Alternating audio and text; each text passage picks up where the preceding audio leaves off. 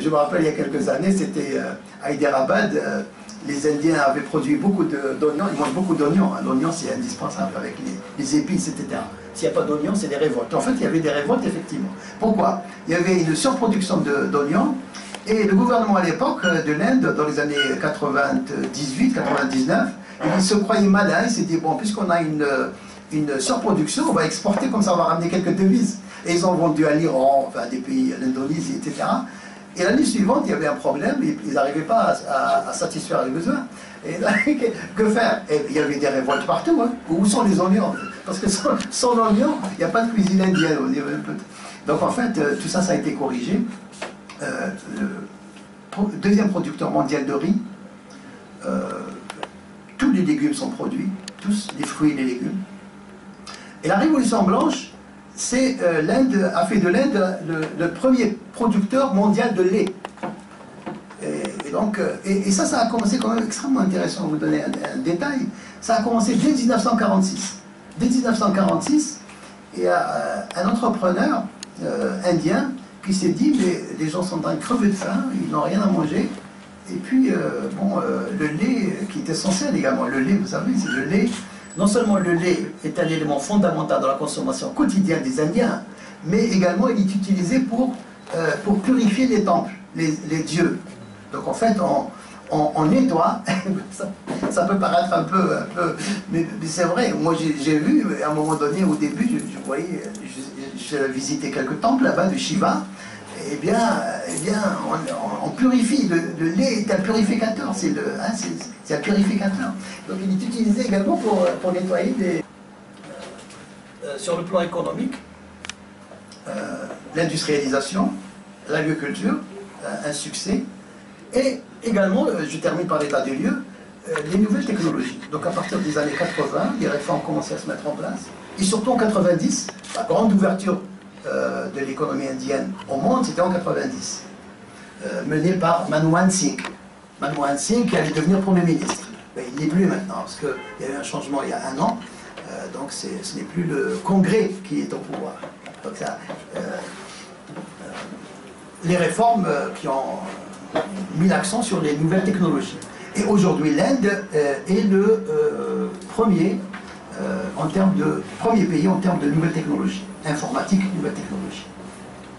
Et ça, vous voyez un petit peu, ça c'est un peu la conséquence d'éducation également. Je vous ai parlé de IIT, Indian Institute, c'est des instituts de technologie, il y a aussi les NIT et le triple IT. Il y avait un truc, une immense focalisation sur les nouvelles technologies. Dans toutes les universités en Inde et tous les instituts de management, vous allez trouver un département d'informatique. Les cours d'informatique et de nouvelles technologies sont quasiment obligatoires, institutionnalisés. Donc les nouvelles technologies, je ne vais pas entrer dans les détails, mais vous avez les entreprises aujourd'hui qui sont des entreprises internationales, hein, Wipro, WIPRO, Infosys et TCS, Tata Consulting Service. Tata, le groupe Tata, c'est un conglomérat, c'est un groupe industriel. Il est dans la sidérurgie, Tata Motors, aujourd'hui, il a acheté Jaguar. Jaguar, il vient d'acheter Jaguar. Et il est dans le textile. Textile, il y a Tata International. Ils ont des usines de textile qui exportent 90% de la production aux pays occidentaux. Et il est dans les nouvelles technologies. Tata Consulting Service. Et c'est le numéro 1 en Inde en termes de nouvelles technologies. Et il travaille énormément avec les États-Unis, avec l'Europe. Donc c'est un peu les trois grands piliers du développement aujourd'hui qui sont incontournables. En termes de croissance, bien sûr, il y a eu un taux de croissance extrêmement élevé dans les années 2000 jusqu'en 2004, et après il a commencé à décliner un petit peu récemment, donc en 2009-2010. Et là, il y a une remontée récemment, donc grâce à de nouvelles réformes mises en place par Narendra Modi. Puisque l'ère congrès, parce que Nehru c'était le congrès, Gandhi c'était le congrès, n'est-ce pas? L'ère du congrès n'est pas finie, bien évidemment, mais il y a une très grande alternance, donc vous avez dû suivre un peu les élections. Les élections ont été remportées récemment par le BJP, le Bharat Janata Party, qui est un parti dirigé aujourd'hui par Narendra Modi, qui est le Premier ministre, Et le taux de croissance est en train de remonter. Donc là, 2014, il est à 5,78 et il va monter à 6,3 l'année prochaine, 6,4. Donc voilà un petit peu. Est-ce que je... Encore 5 minutes. Encore 5 minutes. D'accord. Donc là, tous ces succès-là, bien évidemment, il y a des faiblesses. Il y a des faiblesses. La grande faiblesse de l'Inde aujourd'hui, elle est de deux ordres. C'est vrai qu'il reste encore des poches de pauvreté importantes et des inégalités. Les inégalités s'expliquent aussi par le développement. Parce qu'aujourd'hui en Inde, vous savez que la population d'Inde est quand même une des plus importantes au monde, elle est la deuxième, mais dans quelques années elle sera la première. 1,3 milliard d'habitants. 1,3 milliard d'habitants. Ce qui est énorme, n'est-ce pas? 1,3 milliard, il faut les nourrir. Eh bien, sur le 1,3 milliard, il doit y avoir aujourd'hui, d'après les statistiques récentes, près de 400 millions qui vivent comme des Européens, au niveau européen. Donc, toute la jeunesse formée dans les écoles, les IIM, les universités, les IIT, eh bien, maintenant les salaires sont très élevés. Donc, ça pose un problème à l'Inde parce que l'Inde était réputée pour les coûts bas, les coûts de production assez bas, mais maintenant les coûts sont en train de s'élever. Parce que les jeunes qui rentrent sur le marché d'emploi avec un diplôme de IIT ou NIT, ils ont des salaires mirobolants, mais c'est hallucinant, hallucinant. Et en plus, ils sont recrutés par des multinationales. Toutes les multinationales se trouvent actuellement en Inde. Microsoft, Apple, IBM, Alcatel ont leur laboratoire de recherche en Inde. À Bangalore, Silicon Valley, mais aussi à Hyderabad, Bombay, etc. Donc, si vous voulez, le côté positif, c'est qu'il y a un niveau de vie qui s'élève, mais très rapidement. Mais d'un autre côté, l'écart se creuse, parce qu'il y a encore beaucoup de paysans qui sont dans l'agriculture. Et également, ces gens-là qui arrivent, c'est bien d'avoir des salaires élevés, n'est-ce pas? Mais il y a quand même un impact sur le coût du travail qui devient de plus en plus élevé. Donc c'est un peu le... Alors, une des raisons, c'est la Constitution. Pourquoi l'Inde est un pays stable? C'est un pays stable, malgré la mosaïque, n'est-ce pas?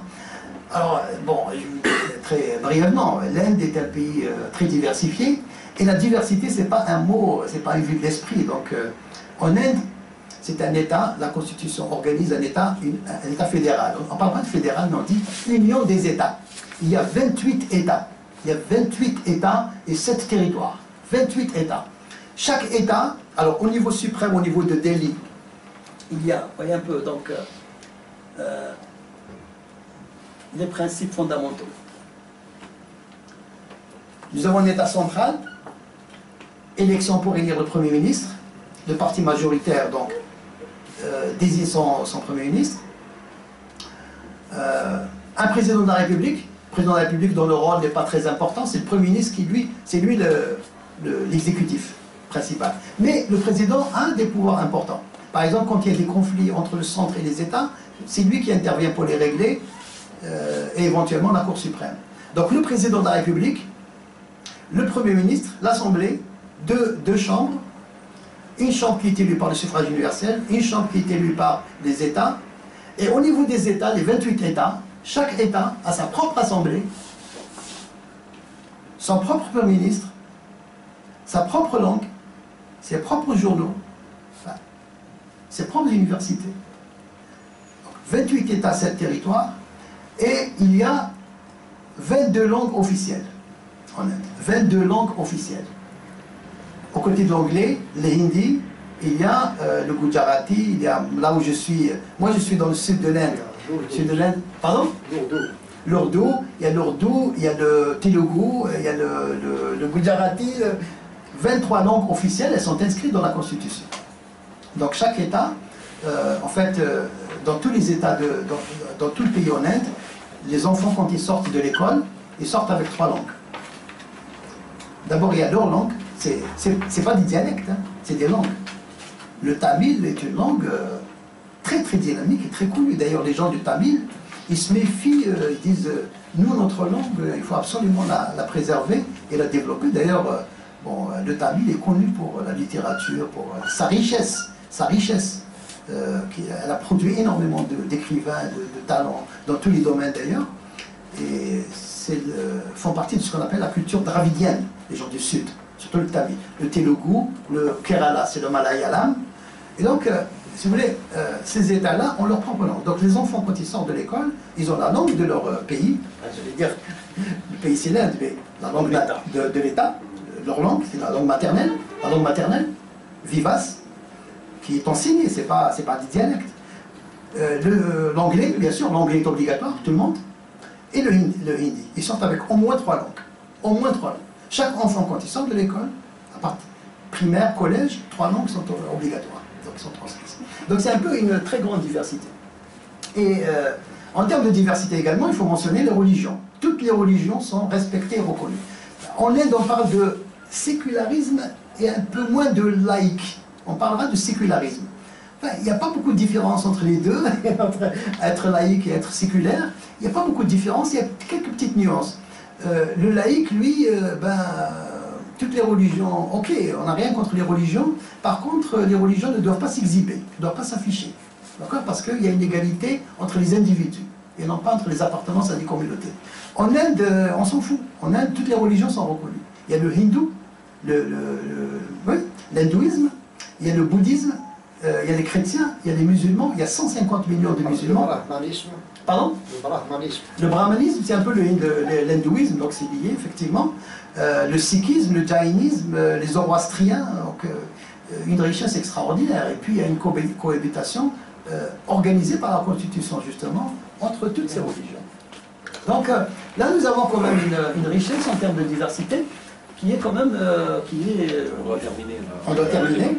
Alors, je vais terminer donc rapidement. Donc, les partis politiques, la presse également. Il y a une richesse, donc la presse est extrêmement riche en Inde. Surtout la presse écrite. Il y a près de 60 000 journaux, avec un tirage de 145 millions d'exemplaires. C'est relatif. C'est quand même extraordinaire. Donc, il y a des journaux qui sont très très populaires, très connus. Et aussi la presse, la presse a un rôle, il y a une influence, la presse joue une certaine influence sur le politique. Surtout quand on pense à des magazines, des journaux quotidiens comme le Hindu, ou bien le Times of India. C'est des journaux extrêmement respectés et quand ils invitent des ministres ou premiers ministres, il vient, il répond aux invitations des journaux pour assister à des colloques, à des forums qui sont organisés, comme le forum qu'organise Liberté par exemple. Donc c'est un peu le symbole de cette liberté. Et bien évidemment, ce que je voulais juste vous dire pour terminer, la constitution indienne organise l'alternance. Donc le Premier ministre est élu pour 5 ans et il y a une alternance régulièrement. Donc il n'y a pas un pouvoir le Congrès, à un moment donné, il se croyait, n'est-ce pas, héréditaire du pouvoir. Et donc là récemment, l'année dernière, il a été complètement balayé par le BJP et il a perdu près des 2 tiers des sièges. Donc en fait, l'alternance est assurée par la constitution indienne. Ce qu'il faut juste ajouter pour terminer, la constitution indienne garantit les libertés fondamentales. Elle garantit les libertés fondamentales. Donc les libertés d'expression, elle est garantie. L'égalité entre les individus, la discrimination. La discrimination, ils ont été plus loin. Avant les États-Unis, qui ont implanté plus tard ce qu'on appelle la discrimination positive, les Indiens, dès le départ, dans la Constitution, ils ont inscrit ce qu'on appelle la discrimination positive. Parce qu'il y a énormément de castes, il y a des castes, il y a des tribus. Il y a des tribus. Mais des tribus, c'est pas au sens péjoratif. C'est des êtres humains, n'est-ce pas? C'est des êtres humains qui sont organisés, qui ont un mode de vie, qui ont une société, leur culture, leur pratique religieuse, etc. Donc, toute cette mosaïque explique quand même la diversité, et cette diversité-là, elle est garantie dans la Constitution, et aucun gouvernement ne remet en cause cette vie. Je termine par un point, c'est important à mentionner, il y a le pouvoir de la justice. La Constitution indienne, elle donne un pouvoir prépondérant à la justice. Et la Cour suprême indienne, elle joue le rôle de Conseil constitutionnel, de Conseil d'État et de Cour de cassation. Et elle a cassé des décisions du Premier ministre. Donc c'est quand même un pouvoir extrêmement important. Donc quand il y a des conflits, quand elle juge la constitutionnalité des lois, quand une loi ou un décret n'est pas constitutionnel, eh bien c'est la Cour suprême et elle remet. Autre chose, c'est que la composition de la Cour suprême elle-même, elle était intéressante. Elle est composée de magistrats et d'intellectuels qui sont désignés par le président de la République, qui lui est indépendant. Il ne dépend pas du gouvernement, bien sûr, de façon inamovible, jusqu'à 65 ans. Donc là, il n'y a aucun moyen de les corrompre, de les utiliser par le pouvoir, etc. Donc ça, c'est extrêmement important. Et le pouvoir judiciaire joue un rôle, justement, de stabilisation de la constitution indienne. Très bien. Donc voilà, rapidement, ce que je voulais vous dire, et puis je serai très heureux de répondre à vos... Merci pour cette présentation en tous les cas. Vous nous avez donné un large aperçu aussi bien des aspects politiques qu'économiques de l'Inde. On va essayer en tous les cas dans le débat de parler des deux aspects. La première question que j'ai envie de vous poser, vous avez énormément insisté sur cette population, la deuxième plus importante au monde après la Chine. L'Inde aujourd'hui est à 1,3 milliard d'habitants. Alors finalement, avantage ou inconvénient pour ce cas de figure? Ou c'est les deux à la fois? C'est une très bonne question. Donc on va répondre comme les Normands, les deux à la fois. ou bien, oui, c'est un avantage, mais oui, mais, n'est-ce pas? Non, c'est un... Moi, je pense que c'est un avantage, hein, parce que moi, je penche du côté des gens qui pensent que c'est un avantage. C'est un avantage. Maintenant, en Inde, le débat est ouvert. Hein, en Inde, il y a des gens qui veulent limiter les naissances, la croissance démographique, etc. Parce qu'ils disent que, bon, on n'arrivera pas à subvenir à tous les besoins, et puis... à cause de la population, justement, on a du mal, justement, à éradiquer les inégalités et développer de façon décente et consistante l'économie et la société indienne. Mais moi, je pense que quand on voit un peu le... Vous savez, la force de l'Inde aujourd'hui, c'est ses ressources humaines. Les Indiens aujourd'hui, surtout les gens qui sortent des écoles, n'est-ce pas, eh bien, sont recrutés dès la fin de leurs études par les Américains, les Canadiens, les Allemands, les Occidentaux, etc., dans tous les domaines. Et surtout, bien évidemment, dans le domaine informatique et de nouvelles technologies. Moi, j'ai vu récemment, par exemple, les Allemands ont accordé 8000 cartes vertes aux Indiens. Il n'y a que 3000, 4000 qui ont répondu. Qui ont répondu parce qu'ils sont tous recrutés par les Américains, par les Canadiens, par les Australiens, etc. Donc, en fait, moi, je pense que c'est une locomotive. C'est vrai que ça mettra plus de temps, grâce à l'éducation, bien évidemment. La population ne peut être un avantage si elle est éduquée. Parce que si l'éducation est faible, là... Alors, c'est une population qui est très importante, trop importante même. Il y a aujourd'hui des différences linguistiques, ethniques, religieuses. Honnêtement, est-ce qu'il y a des intentions séparatistes au jour d'aujourd'hui, en 2015, en Inde ou pas? Alors, très bonne question. Il n'y a plus de séparatisme, disons, de l'Union indienne, parce que c'est quand même le paradoxe. Je donne quelques exemples pour illustrer. Quand une population dans un État, elle veut créer son propre État, eh bien c'est autorisé par la Constitution. Récemment, d'ailleurs, enfin, ça date depuis quelques années, Andhra Pradesh, c'est sud-centre un peu, Andhra Pradesh, ils parlent Telugu et Urdu, enfin leur langue.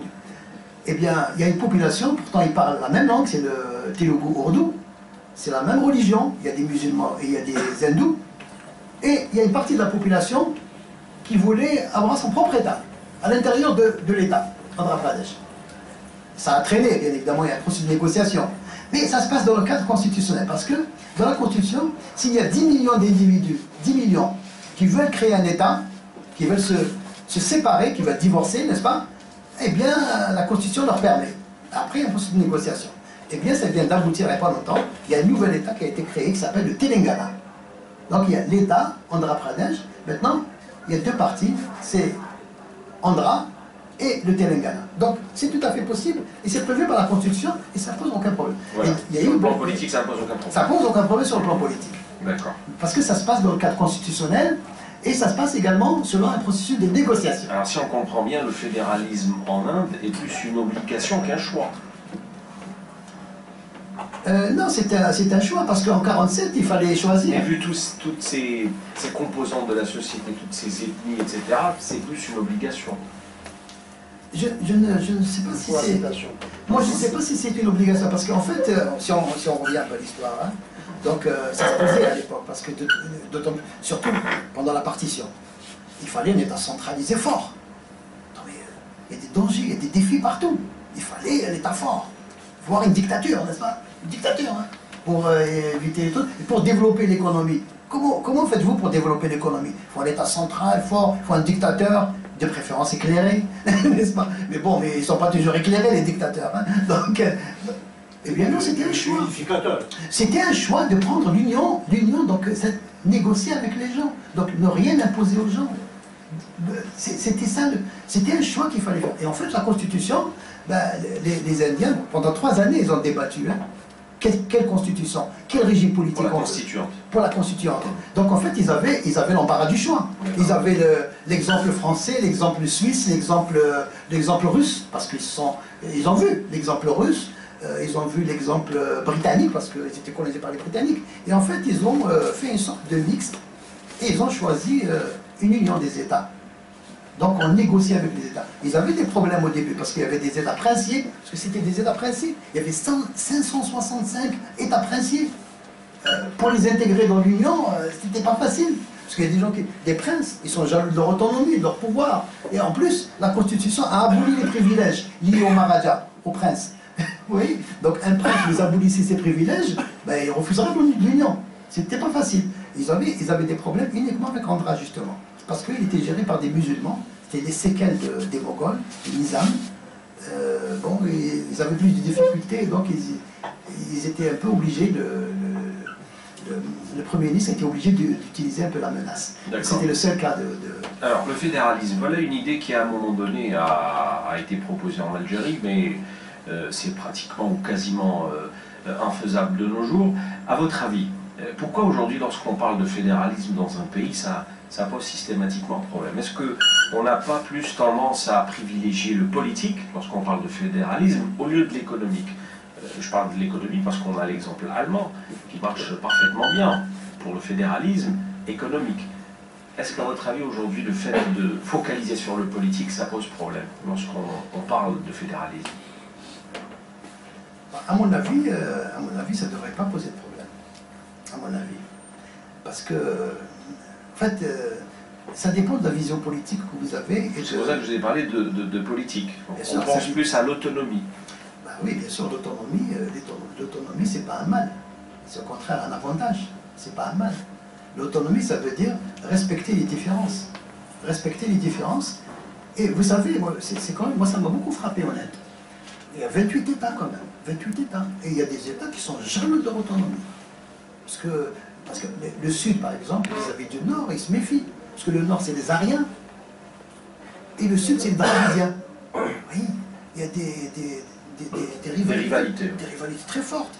Et même le Tamil Nadu, par exemple, les Tamils, parce qu'à un moment donné, je vais vous dire, parce que quand l'Inde est devenue indépendante, la question s'était posée. L'anglais, maintenant, n'est plus là, mais la langue anglaise, elle est là. Qu'est-ce qu'on en fait? Eh bien, il y avait un plan sur 15 ans de remplacer progressivement l'anglais par le hindi. Vous voyez?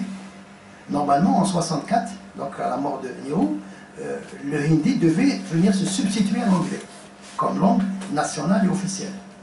Ben, la résistance, elle était immédiate, et surtout les Tamils. Les Tamils ne voulaient pas du tout. Ils disaient, attends, on ne veut pas de langue hégémonique. On veut que notre langue soit officielle et nationale. Enfin, officielle. Eh bien, les Tamils, aujourd'hui, vous allez dans le Tamil Nadu, parce que normalement, partout, on trouve la langue de l'État. Donc, si vous allez à Madras, vous avez d'abord la première langue, c'est le Tamil. Après, vous avez l'anglais et le hindi. Ben, au Tamil, ils ont effacé le hindi. Parce qu'ils ont dit, attends, mais puisqu'ils veulent nous imposer le hindi, bien nous allons effacer le hindi. Il y a un peu un côté un peu extrême. Mais bon, mais les choses sont beaucoup plus soft. Mais disons, ce que je voulais vous dire, c'est que malgré grâce, pour moi c'est grâce, à cette diversité, à cette autonomie très large, accordée aux États, très très large, et elle est constitutionnelle, il y a un sentiment national d'appartenance à l'Inde qui est très fort. Par exemple, le 26 janvier, eh bien, vous allez voir partout dans les écoles le drapeau national et la chanson, l'hymne national, Ganamana, qui est l'hymne national d'ailleurs de l'Inde, c'est un très très beau poème qui a été rédigé par Tagore, prix Nobel de littérature, 1913. l'hymne national, c'est un poème de Tagore qui, justement, il chante la diversité et l'unité de l'Inde. Il y a cette diversité, cette autonomie, cette jalousie même de l'autonomie, mais également un sentiment national très fort à l'Inde. Et on le voit à travers... Une autonomie qui est traduite positivement pour l'intérêt collectif. Exactement. De l'UE. Exactement. Alors, débat ouvert, oui.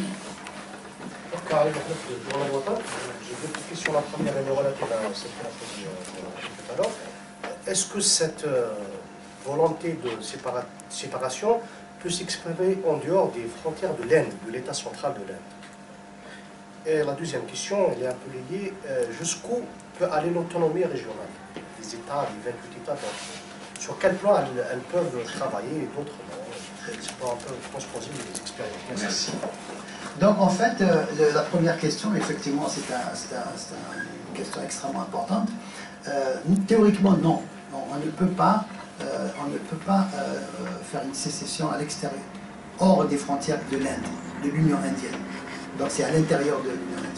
Quand il y a le problème du Cachemire, le Cachemire, il veut une autonomie, mais il veut la pousser jusqu'à l'indépendance vis-à-vis de l'Union indienne. Mais bon, les revendications du Cachemire, maintenant, elles se sont un peu atténuées parce que les Cachemiris ont compris que, bon, enfin, ils ont toujours des débats et des discussions parfois. On sent de moins en moins nombreux. Moi, je suis un peu les débats du gouvernement de Cachemire et Jammu.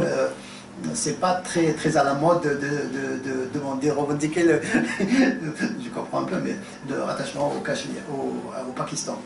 Mais c'est un problème qui reste posé aussi. Donc, mais je n'ai pas vu de volonté, maintenant il se peut qu'elle existe, hein, mais je n'ai pas vu de volonté s'exprimer de sortir de l'Union indienne. Parce que, bon, vous avez un peu la géopolitique, hein, donc vous avez le Sri Lanka, vous avez la Birmanie, vous avez le Bangladesh et le Pakistan. Donc, le choix n'est pas... Enfin, vous n'avez pas, je veux dire, vous n'avez pas la Suède en face ou des pays démocratiques, des pays démocratiques, je veux dire.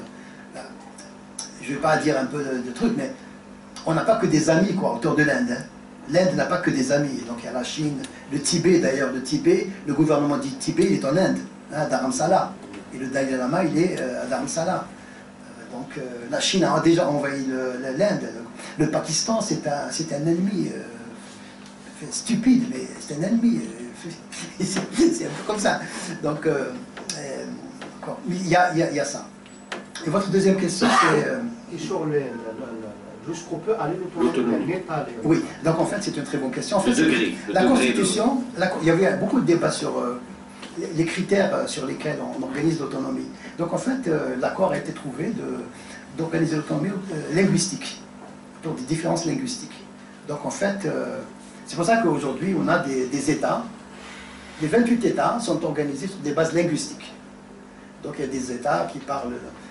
selon la langue qui est parlée, eh bien, l'autonomie peut être revendiquée et être constituée autour de ça. Je vous dis à quelles prérogatives aller par l'occasion? Alors, les prérogatives.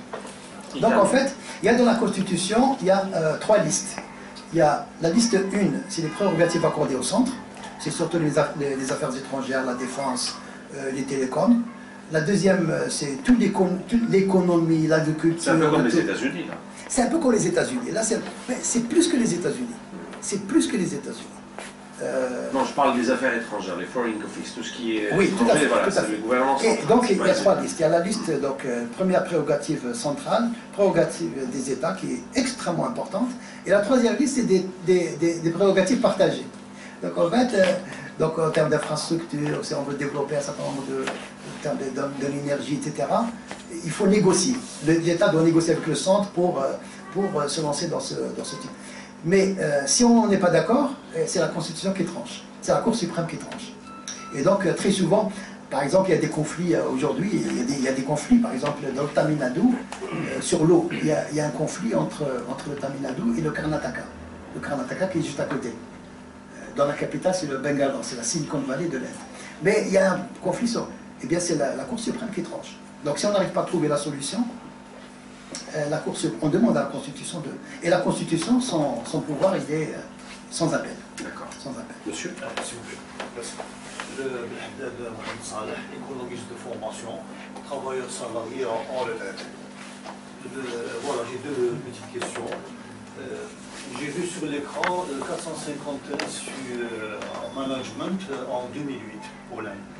Est-ce qu'à l'heure actuelle, ce chiffre, certainement, il a dû augmenter jusqu'à vers 500, et ce chiffre important pour nous Algériens est proportionnel à la population de l'Inde, qui est très importante, 5 milliards mais également en rapport avec la volonté de développer la ressource humaine pour bien gérer l'industrialisation, l'agriculture et d'autres secteurs importants productifs. Donc, est-ce que ce chiffre, donc, il a dû augmenter à l'heure actuelle? Deuxième question, Bangalore.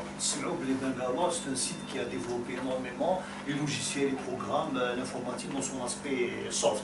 Est-ce que cette zone importante de Bangalore s'est inspirée dans sa mise en place, dans son fonctionnement, son développement de Silicon Valley, Californie, États-Unis, zone qui s'est développée juste après la Deuxième Guerre mondiale, conçue peut-être bien avant, parce qu'on conçoit lentement et on réalise vite. Et le processus de l'ingénieur.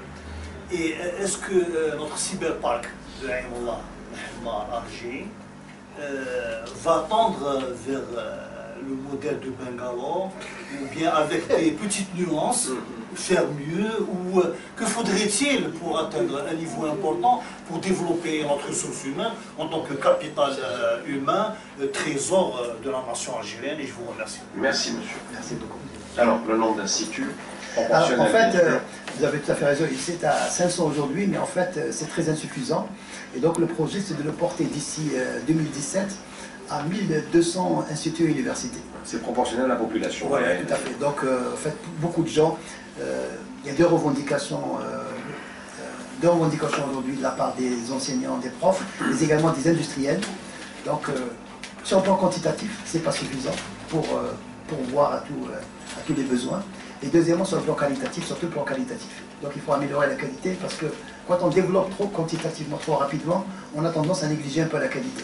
C'est quand même dommage. Parce que si la qualité ne suit pas, ben, vous risquez d'avoir des problèmes. Donc 1200. Et oui, mais c'est le porter. C'est le nombre de nos CFP en Algérie. C'est utile. Oui, mais tout à fait. Bien sûr que c'est utile, bien sûr. Et juste pour terminer la question, c'est vrai que c'est à l'image du Silicon. D'ailleurs, aujourd'hui, on dit Bangalore. Quand on dit Bangalore, on dit c'est la Silicon Valley. La Silicon Valley de l'Inde. C'est tout à fait sur le modèle. Et pour Sidi Abdallah, la question. Sidi Abdallah. Vous connaissez certainement. Je connais, mais pas très bien. Désolé, mais je pense que. C'est pas pour te décourager. Non, mais c'est possible. Donc, il faut toujours avoir un peu d'optimisme. Non, parce qu'il faut voir les bases. Donc, l'Inde a commencé dès l'indépendance à développer les instituts de technologie. Et il y a les IIT, gérés par le centre, Indian Institute of Technology, c'est la crème des crèmes.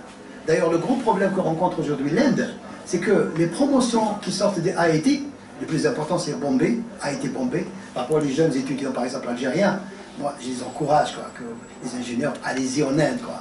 Si vous arrivez à intégrer un IIT, franchement c'est le top, quoi. Parce que ceux qui sortent des IIT, Bombay, Madras, Delhi, il y en a une dizaine, okay, par région. Ils sont immédiatement recrutés par les multinationales. Les multinationales les recrutent. Et moi, je peux citer un exemple que j'ai vécu. J'étais à Hyderabad il y a quelques années. Il y avait un grand débat parce que le directeur de l'institut, il se plaignait parce qu'il dit, mais attends, mais cette année, 95% de la promotion partent à l'étranger parce que les Américains sont venus, ils les recrutent, ils ont le droit. Les Américains, ils viennent, ils recrutent des entretiens, ils ont les entretiens, ils les prennent. Ils leur font tout de suite les papiers, etc., ils les prennent. Soit pour les affecter dans des universités américaines ou bien dans des entreprises américaines. Et donc, le directeur indien, il s'est plaint. Et donc, il y a eu une organisation d'un grand colloque, je me rappelle, et le premier ministre de l'État, à l'époque, un chef d'État extrêmement performant, très performant, qui s'appelle, il est toujours d'ailleurs en politique, Chandrababu Naidu, c'est un entrepreneur. Il a assisté à la réunion. Donc, il est venu. Et donc, il a écouté, tous les gens qui s'expriment, disent effectivement, il faut mettre des barrières, il faut empêcher les gens de partir, quand même, nous on les forme gratuitement, et puis ils partent comme ça, au moins vous leur demandez le remboursement, etc. Et tout.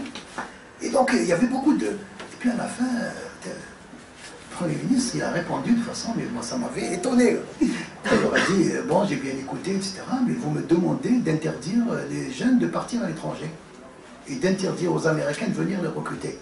Je ne peux pas le faire. D'abord, la Constitution m'empêche de faire ça, la liberté. C'est incroyable. Et deuxièmement, il dit, mais posez-vous la question. Moi, j'ai bien compris que... Pourquoi ils partent? Pourquoi ils partent? Est-ce que vous êtes capable de les retenir? S'ils partent, ça veut dire que vous n'êtes pas capable de les retenir. Si vous n'êtes pas capable de les retenir, c'est pas eux à blâmer, c'est vous. La question était réglée. La question était réglée. Et à partir de ce moment-là, je vous raconte ça, ça fait quand même quelques années, il y a une dizaine d'années à peu près, que c'était en 2001-2002. Et bien à partir de ce moment-là, branle-bas de combat. Les entreprises indiennes, les universités. Maintenant, vous allez dans les campus indiens, vous n'avez plus envie de sortir. Vous allez le campus de Wipro, qui est une des plus grandes entreprises d'informatique et de nouvelles technologies. Vous rentrez dans le campus, vous n'avez pas envie de sortir. Il y a un campus agréable, vivable, les salaires sont élevés, en plus il y a des aides, on vous aide à acheter votre voiture, à acheter une maison, à vous marier, etc. Un truc comme ça. Et donc là, le turnover a beaucoup diminué. Aujourd'hui, il y a beaucoup d'Indiens qui restent en Inde. Et la diaspora indienne a beaucoup aidé probablement le développement de l'institut, en retour d'investissement. Exact. D'accord. Alors, monsieur Puy. Alors, Taham sera cadre le traite. Je voudrais, tout à l'heure, il y a un collègue qui a parlé de la Silicon Valley. Il dit que quand, par exemple, les ingénieurs de la Silicon Valley, les ingénieurs américains de Silicon Valley, vivent sur un problème informatique, ils transmettent ça à Bangalore, et Bangalore sont censés trouver des solutions. Ça, c'est à l'honneur des ingénieurs indiens. La deuxième chose, vous avez tout à l'heure parlé des distorsions sociales. Les distorsions sociales qu'il y a au sein de la société indienne, d'après les Algériens qui sont partis en mission là-bas, qui nous ont raconté des choses. Il paraît que sur le plan mortuaire, par exemple, ces distorsions sociales vont jusqu'à la mort, pratiquement. Il paraît que les riches sont brûlés avec un bois parfumé et les pauvres sont brûlés avec du condensat, c'est-à-dire du pétrole, enfin du pétrole brut. C'est pour l'incinération, c'est ça? L'incinération, oui, avant l'installation des incinérations modernes. La troisième chose aussi, les Algériens qui sont pas toujours en Inde, ils ont constaté aussi que les managers ou les cadres qui les reçoivent, dans le cadre des visites des entreprises, n'ont pas de chez eux, malheureusement. Il arrive devant un arbre, il enlève sa veste, il la met sur la branche, et pour le demain, à quelle heure je vais passer à l'hôtel pour voir. Voilà. J'ai pas compris votre deuxième là. La différence sociale. Les distorsions sociales, c'est les disparités. Oui, Voilà, et les managers qui n'ont pas chez eux là-bas, en Inde. Oui, il y a des cadres de Sonatrach et de Sonalgaz qui sont partis. à quel endroit? Il y a peut-être en Mumbai. À Mumbai. Ils sont partis par le bas, il est arrivé dans le nord, vous n'allez pas? Écoutez, dites-moi à quelle heure je passe. Ça, c'est un cadre indien qui n'a pas chez lui. Dites, vous pouvez, ce que je peux vous dire, dites aux gens de Sonatrach de repartir maintenant. Je ne sais pas, il y a 10 ans de cela. Hein, Il y a peut-être 20 ans. Pour ce qui concerne l'incinération des cadavres en fonction du rang social de l'individu, c'est un Inde ou un coopérant qui a travaillé imaginé. Qui vous a... Oui, ça existe. Donc, il est brûlé soit au bois parfumé, soit au pétrole brut. On va pas en... Non, en fait, c'est pas... Non, en fait, c'est pas... Moi, j'ai assisté... Moi, j'ai assisté plusieurs fois à des trucs d'incinération. C'est pas tout à fait vrai. Mais en fait, ce qui est vrai, c'est que le bois qui est choisi, ça dépend de vos ressources également. Donc, ça dépend des moyens, etc. Mais, enfin, personnellement, j'ai assisté à plusieurs, y compris des gens pauvres, hein, même pas des gens très aisés. Ça se passait plutôt normalement. Donc, pas exactement le même bois, mais... Enfin, le cérémonial n'est pas le même parce que les gens qui ont un peu de moyens, ils mettent plus de moyens, ils mettent plus de bois, plus de comme ça. D'accord, on va passer mais c'est pas tout à fait... mais bon, ça existe. Hein. Une distorsion sociale. Oui, monsieur Touba. Je vous remercie pour votre brillante conférence. Moi, ce que j'ai retenu, surtout essentiellement, comment ce pays est arrivé à être une grande puissance mondiale, c'est-à-dire une puissance, c'est-à-dire un pays qui a dans la voie à autorité sur le monde, c'est-à-dire l'Inde a une autorité sur le monde. Je pense que la clé pour bâtir, construire un pays, c'est ce que vous avez dit au début, c'est-à-dire c'est comment on élabore une constitution. Vous avez dit qu'on a mis 4 ans, 3-4 ans. avec des personnalités pour aboutir à une démocratie, malgré les particularismes, je dis particularisme, parce qu'il y a la diversité, mais même quand il y a des particularismes, on arrive à bâtir surtout le handicap quand c'est un pays qui a une grande dimension, des différentes cultures, etc. C'est vraiment un miracle. Inversement, on a beau avoir des ressources ou des ressources humaines ou n'importe où énergétique, s'il n'y a pas cette base, s'il n'y a pas ce socle, vous voulez dire. Ce socle, c'est-à-dire n'importe quel pays peut arriver, mais le socle c'est ça. On s'est toujours demandé, nous par exemple, pourquoi, qu'est-ce qu'il faut faire pour qu'on se développe? Eh bien, on oublie qu'à la base c'est ça. Et le deuxième point, c'est comment ils ont réussi aussi à régler le problème des religions par c'est vrai que le mot laïcité ne convient pas. Il a une charge qui n'est pas acceptable. Mais la sécularisation fait que les religions peuvent cohabiter sans problème. Parce que la démocratie, qu'est-ce que c'est que la démocratie? La démocratie, c'est un espace nouveau dans lequel un groupe humain de dimension réduite ou de très grande dimension peut vivre et qui libère toutes les énergies. Il libère les intelligences au niveau de l'individu lui-même et au niveau des groupes. D'accord, merci. Au niveau alors, la Constitution. Qu'est-ce qu'une bonne Constitution? Là, c'est 4 ans pour l'élaboration en Inde. Chez nous, on l'amende pour un oui ou pour un non. Exact. Moi, je voulais revenir sur un truc, comme vous soulignez. Parce que quand on voit, parce que je me suis beaucoup intéressé au mouvement de libération. Parce que les débats sur le projet social, parce que il y a en Inde un mouvement de libération qui est ancien. Il n'est pas né, bon, le Congrès, le parti du Congrès qui a dominé, c'est un peu l'équivalent, mais c'est un peu... Toute proportion par ailleurs étant gardée, toute proportion... On va dire l'ancien FLN. Même pas, même pas parce que je vais vous dire justement. Parce que le Congrès a été créé en 1885 et quand il s'agissait de voir quelle modalité, comment sortir les Britanniques, il y avait des débats énormes au sein du Congrès. Par exemple, bon, l'optique qui avait dominé, c'était elle de Gandhi, la non-violence. Et en fait, bon, Gandhi, sa vision l'a emporté, hein, la non-violence.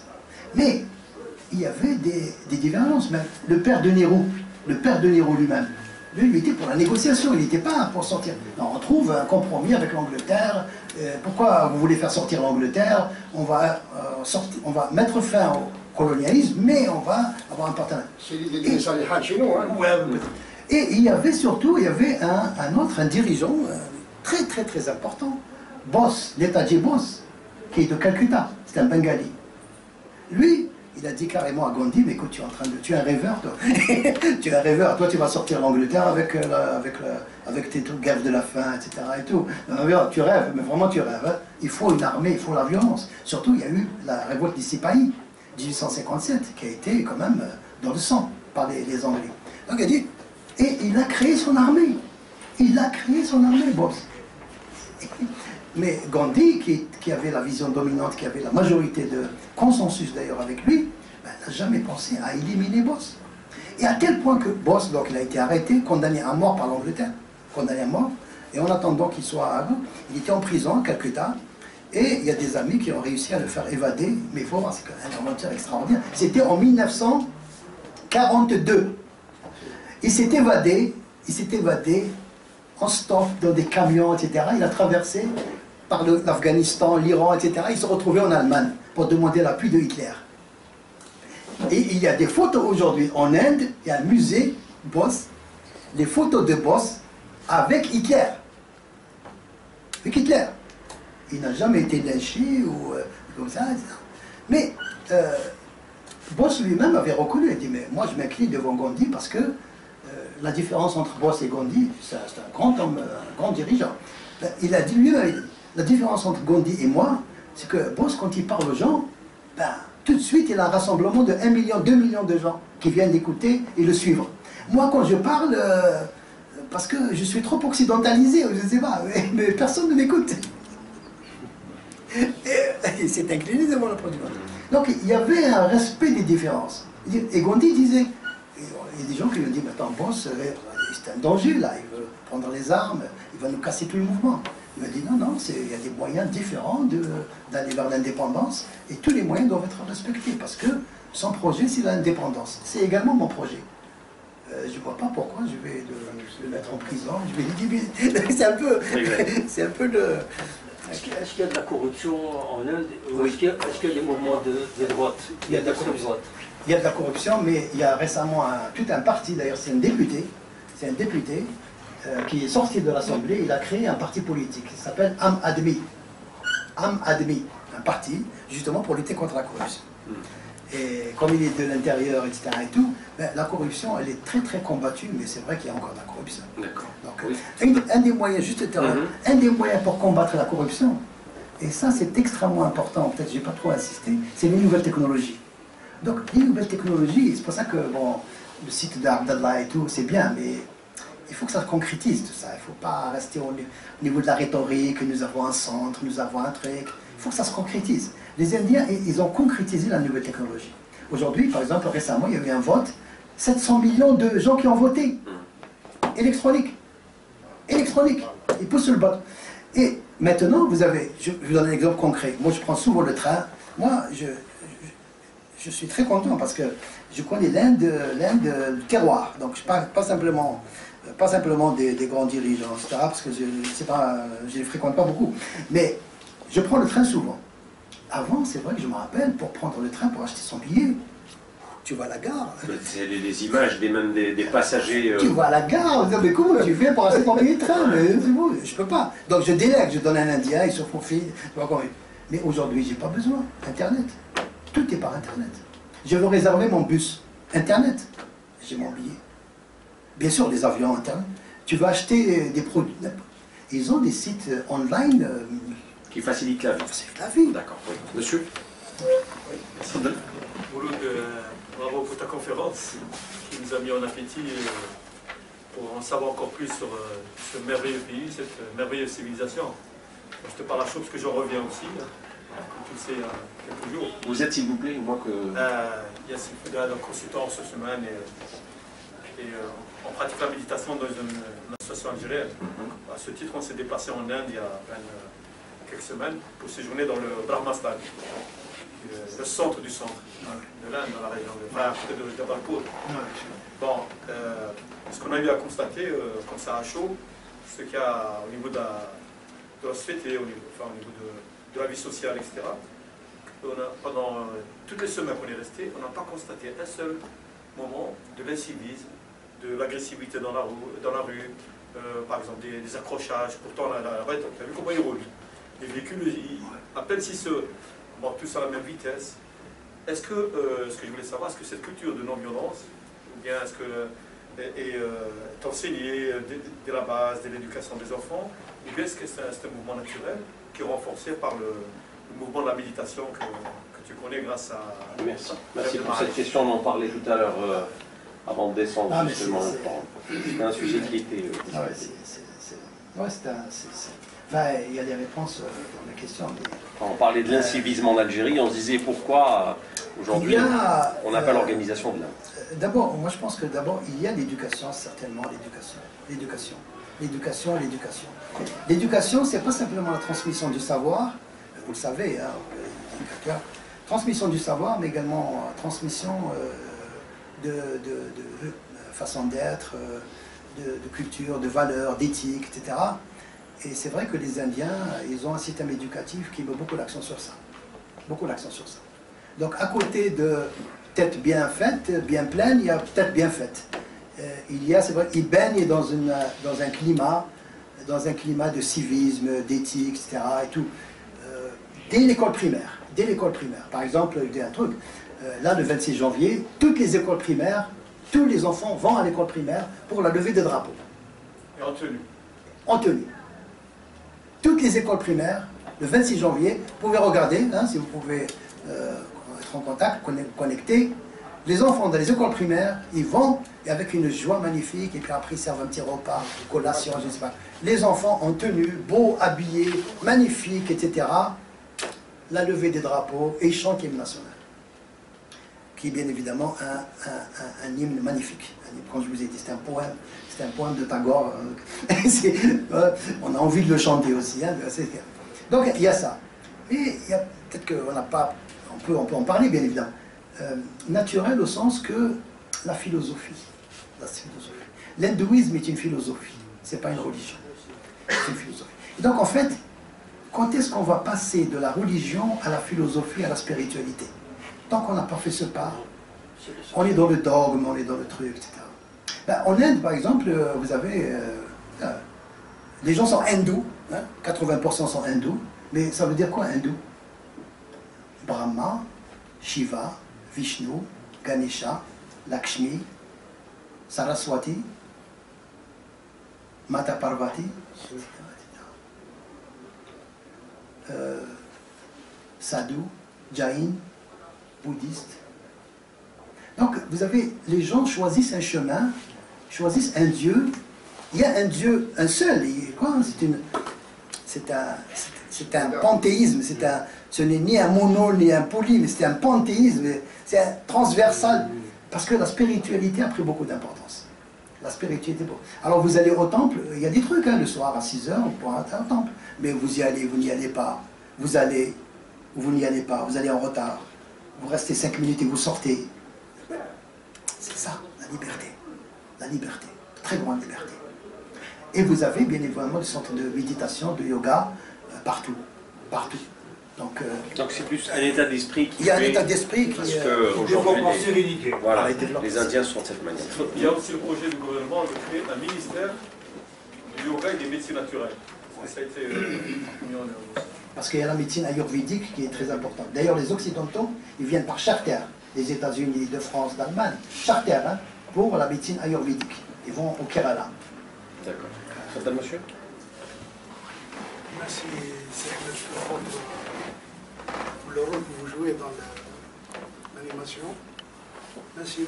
Madou, pour cette bulle d'oxygène qui m'a permis de sortir un petit peu des stéréotypes. Parce que j'ai subi ces stéréotypes, donc votre conférence m'a permis un petit peu de s'ouvrir sur ce monde qui est magnifique. Je me présente, je suis Belmoukhil Alaoui, je suis en cadre en retrait, non pas en retraite comme mon ami, avec toute la connotation qui suit. Un petit commentaire. Je pense que la Constitution elle est extraordinaire, elle est fondamentale dans l'orientation d'une nation, d'un pays. Mais avant ça, il y a les pères fondateurs, ou le père fondateur, il y a cette élite-là qui donne cette orientation à ce processus. Et ça, c'est très important. Donc, pour l'Inde, il y a cette légitimité historique, ce mouvement national qui a caractérisé une expérience, et il arrive en 1946 à une nouvelle situation d'indépendance. Et comment ces gens-là, ces pères fondateurs, ces philosophes, ces politiciens, qui ont pu, avec toute la difficulté, j'imagine, qu'il y a à orienter un pays, c'est un petit peu, c'est faire de l'aventure, à mon sens. Donc ça c'est, je dis que c'est primordial, donc ça nous intéresse, nous, ici dans notre pays, parce que nous avons un problème d'orientation globale et stratégique. Deuxièmement, je voudrais savoir, un petit peu dans le détail, comment les Indiens, ou les Hindous, je ne sais pas pourquoi vous avez... pour moi, c'est les Hindous. C'est des Indiens. Indiens. C'est pas d'Amérique, mais... comment ils ont le rôle de l'armée dans l'édifice, puisqu'il y a une légitimité de guerre, une légitimité historique, où au moins avant Gandhi, il y a eu certainement des mouvements révolutionnaires, des mouvements qui ont échoué certainement. Comment sont-ils arrivés à séparer les pouvoirs? Et ça aussi, c'est un problème que on souffre. on souffre chez nous. La justice, c'est primordial. Donc, si vous voulez, s'il vous plaît, un petit peu éclairer ces points d'ombre. Ces recettes aux Indiens, pour qu'ils réussissent. Je vous remercie. Merci. Merci beaucoup pour votre... En fait, le rôle et la place de l'armée, je crois que ça se situe un petit peu dans le contexte global de l'époque et dans la Constitution. Donc, une fois qu'on a réussi à avoir le consensus sur une Constitution, parce que la Constitution, c'est une vision de la société et de l'avenir, okay, mais c'est aussi une méthode pour organiser les pouvoirs, les institutions, etc. Et l'armée est à l'intérieur. L'armée est à l'intérieur. Mais à partir du moment où on l'accepte, ça facilite. Mais disons que l'armée n'est jamais intervenue dans des... Parce qu'il y a eu des conflits. Il y a eu beaucoup de conflits. Même durant la partition, le Premier ministre, parce que ce sont ses prérogatives de Premier ministre, il ne fait pas appel à l'armée. Il fait appel à l'armée que, donc récemment, ce n'est que récemment que l'Inde commence à faire appel à l'armée dans le conflit du Cachemire, quand il y a des trucs vraiment... Okay. Mais il faut voir, c'est le Premier ministre qui décide de faire venir l'armée. L'armée n'intervient pas. Quand il y a eu une fois un état d'urgence en Inde, hein, c'était en 75-77, c'était Indira Gandhi qui a failli être balayée par les manifestations contre elle partout, quoi. Et donc, elle n'a même pas fait appel à l'armée. Elle n'a pas fait appel à l'armée. Mais elle a pris un certain nombre de mesures de dictateur, quoi. Et donc, la place de l'armée, c'est vraiment une institution qui est au service des institutions, et aucun militaire n'ose intervenir dans le fonctionnement de la société et de résolution du conflit. Attends, mais qu'est-ce que tu fais là, tu n'es pas capable. C'est pas un problème de Premier ministre, de personnalité, c'est un problème d'institution. La Cour suprême, encore une fois, vous pouvez lire dans le détail, la Cour suprême joue un rôle prépondérant. C'est un peu l'américaine, plus encore que l'américaine, parce qu'elle intègre Conseil constitutionnel, Conseil d'État, Cour de cassation, et elle est intouchable. Elle est intouchable. Donc s'il y a des conflits, il y a la Cour suprême. Pourquoi tu veux que je fasse intervenir l'armée? Et l'armée... Les membres sont élus ou désignés? Désignés, la Cour suprême. Désignés, inamovibles. Inamovibles, jusqu'à 65 ans. Et c'est le président qui les désigne. Donc le président, il est en dehors du fonctionnement de l'exécutif, parce que l'exécutif c'est le Premier ministre. Et le président de la République, il est élu de façon indirecte, pas par le suffrage universel. Le Premier ministre, oui, mais pas le président. Le président est élu de façon indirecte par les États. Le Premier ministre, c'est à l'issue de législatives, voilà, majoritaire. Le Premier ministre, oui, il est issu de la majorité. Mais le président, lui, il est désigné par les États, par les parlements des États. Par les parlements des États. Et après, le Premier ministre, à propos de président, par exemple, vous savez, c'est un peu la diversité. L'Inde a connu plusieurs présidents de la République, et un des plus populaires, aujourd'hui, bon, c'est un nouveau président, mais l'avant-dernier président, c'était Abdul Kalam. Je ne sais pas si vous en avez entendu parler. Abdul Kalam, c'était un des pères fondateurs, de la bombe atomique indienne. C'est un musulman. C'est un musulman. C'est comme Abdul Salam. Abdul Kalam. Non, je parlais d'Abdul Salam au Pakistan. Ah, ça c'est... vis-à-vis. Pakistan, c'est un autre régime. Là-bas, c'est l'islam militarisé ou l'armée islamisée. On a le choix. Mais Abdul Kalam, c'était le président le plus populaire de l'Inde. Et il a fait un mandat, parce qu'il a le droit de renouveler son mandat. 4 ans, 2 fois. Et tout le monde, il y avait des pétitions, je me rappelle, des pétitions qui venaient de partout, tous les Indiens, toutes religions confondues, pour qu'il reste, pour qu'il renouvelle, parce qu'il avait le droit. Il ne voulait pas. Il est retourné à Madras, et c'était un enseignant, c'était un physicien, etc. et il est devenu, un agent dans la diffusion de l'éducation dans toutes les écoles. Partout vous l'invitez, il vient. Il répond aux invitations. Vous l'invitez, il vient, il rencontre les étudiants, etc. On ne connaît pas beaucoup de présidents qui renoncent à un deuxième mandat. Ah oui, mais ça, c'est clair que... Et donc, enfin, c'est un peu... La place de l'armée, vraiment, elle est confinée. Elle est confinée. D'accord. Oui. Ok, bonjour à tout le monde, c'est un frère. Merci Monsieur Madran, pour votre exposition que j'ai écoutée attentivement vraiment.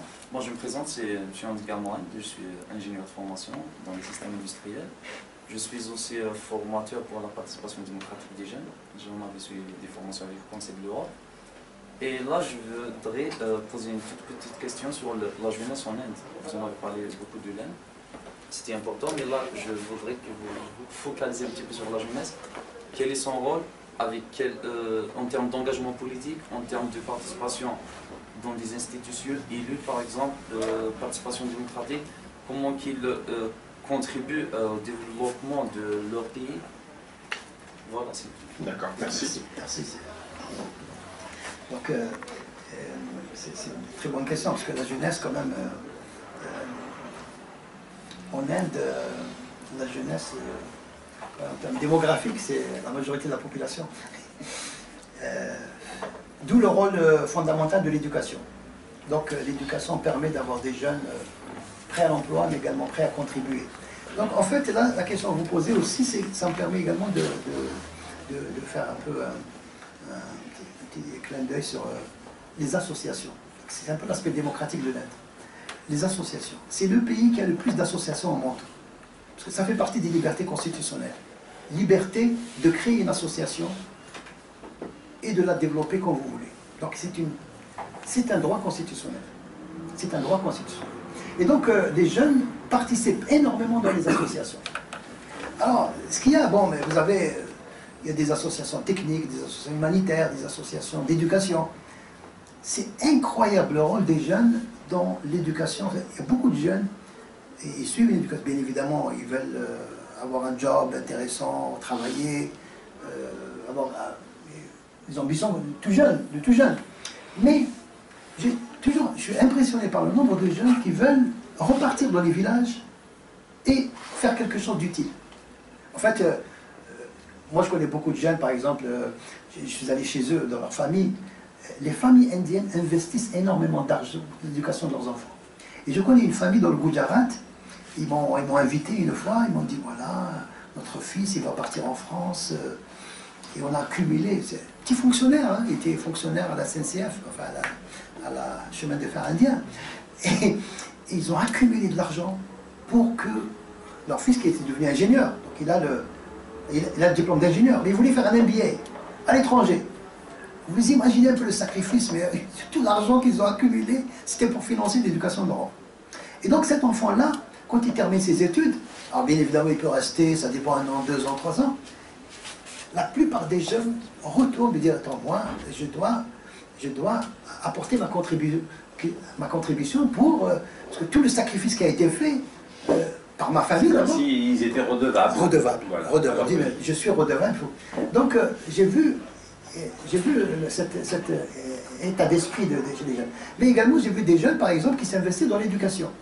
Alors vous trouvez plein de jeunes qui ont des carrières extrêmement brillantes. Mais à un moment donné, ils ont accumulé de l'argent, ils ont travaillé pendant 5 ans chez Microsoft, et après, ils créent leur entreprise. Moi, je vous raconte un exemple que moi je connais bien. Un jeune que j'ai rencontré récemment à Hyderabad, que je connais très bien, et brillant, il est sorti de IIM Ahmedabad. Parce que les IIM, aujourd'hui, il y en a 13 en Inde. Mais les plus anciens, c'est Ahmedabad, dans le Gujarat, Calcutta, Bangalore et Lucknow. C'est les plus anciens, et Ahmedabad, on les appelle les ABC, Ahmedabad, Bangalore, Calcutta, les IIM les plus prestigieux. Ce gars, il a fait IIM Ahmedabad. Toutes les portes étaient ouvertes, nationales et internationales. Quand il sort de là-bas, ben, le gars, il a fait quelque temps dans une entreprise multinationale. Et après, il a travaillé exactement chez Microsoft. Et sa promotion a été fulgurante. En 2 ans, il a été promu. Et un jour, je le rencontre à Hyderabad. Je dis, voilà, ça va, tu es toujours à Microsoft? Il m'a dit, non, j'ai décidé d'arrêter Microsoft. Un jeune, il a 28 ans comme ça. Je dis, mais pourquoi tu dis quand même, quelqu'un qui rentre à Microsoft, en général, il ne sort plus, hein, jusqu'à ce qu'on le foute dehors. Elle dit, non, non, parce que j'ai vu que ces gens de Microsoft, ils deviennent vieux. Donc j'ai décidé de me créer mon entreprise à moi-même. Il a créé son entreprise. Il a créé son entreprise pour apporter sa contribution. Il y a un autre exemple des Canadiens, deux frères, qui étaient au Canada, donc expatriés, brillants, etc. Et tout. Ils décident de revenir en Inde parce qu'ils ont entendu de projet des tablettes en Inde pour les enfants. Un ingénieur et l'autre marketing, ils sont revenus, ils ont lancé la tablette à $50, à cash. À cash. À cash, ça veut dire ciel. Et ils l'ont proposé. Le gouvernement leur a dit, bon, le gouvernement là-bas ne te donne pas de l'argent pour créer ton entreprise. Tu crées ton entreprise, il peut t'aider, mais il ne donne pas de l'argent. Et en fait, ce que le gouvernement de l'Inde a fait, c'est un bel exemple également pour l'entrepreneuriat, n'est-ce pas? Bon, ils leur ont fait le projet, bien ficelé, etc. Une tablette à $50 pour tous les enfants qui ne peuvent pas se permettre une tablette qui coûte cher, n'est-ce pas? Le gouvernement a dit, écoute, voilà, dans combien de temps tu penses pouvoir réaliser ce bijou-là? Il leur a dit 2 ans. Bon, je t'achète 150 000 tablettes et je te fais une avance de 50%. Voilà, très bien. Et ça, Alors, contribution des jeunes. La toute dernière question que j'ai envie de vous poser, on terminera là-dessus, Mouloud Madoun. Alors aujourd'hui, l'Inde est un pays membre des BRICS, il est membre du G20. C'est un pays, selon la célèbre banque américaine Goldman Sachs, qui va être au 3e rang mondial de l'économie à l'horizon 2025. Ce n'est pas les qualificatifs qui manquent pour parler de l'Inde: grande démocratie, modèle économique, superpuissance émergente, etc. Merci pour votre présentation aujourd'hui, vous nous avez vraiment aidé à mieux connaître ce pays. La question est la suivante: comment aujourd'hui un pays comme l'Algérie peut s'inspirer de ce modèle indien pour tout simplement figurer parmi ces pays qui aspirent à un véritable développement? Développement avec un grand D. Surtout.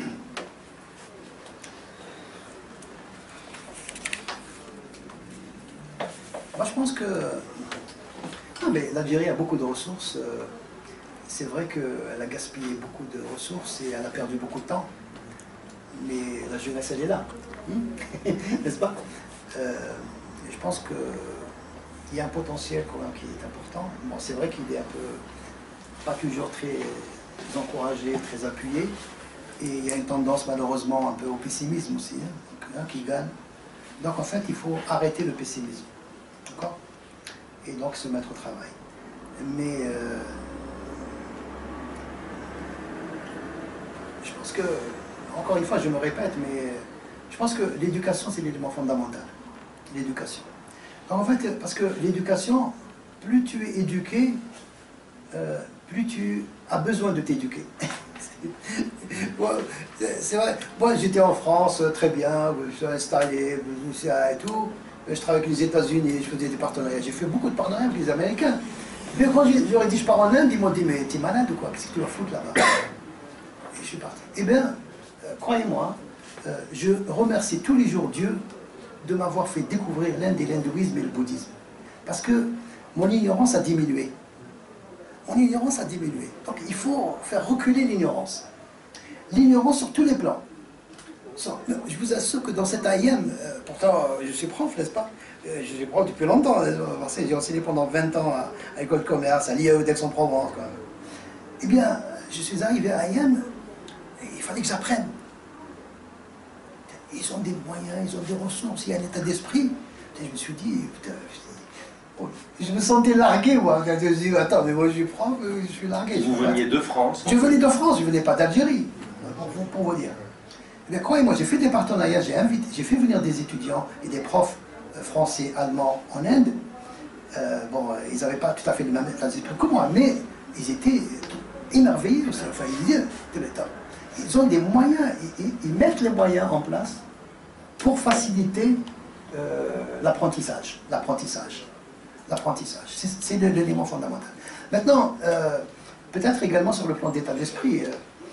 Bon, mais ça, c'est un état d'esprit et ça se construit aussi avec l'éducation, n'est-ce pas?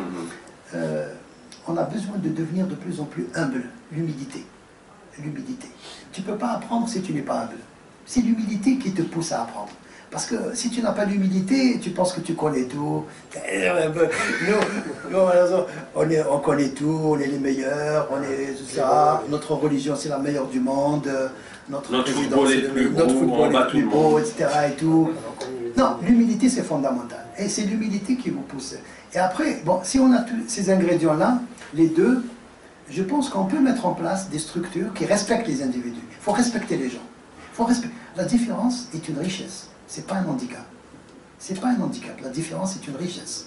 La différence linguistique, la différence culturelle, c'est une richesse. Moi, j'ai vu ça. Croyez-moi, c'est une richesse. Donc, voilà. L'humilité vous permet de comprendre que l'apprentissage est un élément fondamental. Éducation, humilité et le fait d'accepter les différences. Accepter les différences, respecter les différences. Également, parce que moi, il y a un peu des jeunes Français qui viennent, quelque temps, l'année dernière, ils sont venus dans le cadre des échanges, c'est 3 mois, puis il y en a un qui était choqué, là. Il dit, ouais, qu'est-ce que c'est que ça, etc. Bon, il était choqué, parce qu'il y a des trucs qui ne lui correspondent pas, quoi. Puis sur le plan de la bouffe, de la nourriture, il me dit, ouais, où est-ce qu'on peut acheter du fromage? Je lui dis, il n'y a pas de fromage, si tu ne veux pas le fromage, retourne chez toi. Donc en fait, il faut s'attendre, les Anglais disent, expect, accept and respect. Hein? Expect, il faut que tu t'attendes de différence. Si tu vas en Inde pour attendre le fromage, il n'y aura pas de fromage. Donc je dis que, et ça c'est l'esprit d'humilité qui permet de respecter les différences et accepter les différences. Et je dirais valoriser les différences. Et valoriser les différences. Moi quand je vois quelqu'un de différent, pour moi c'est une richesse.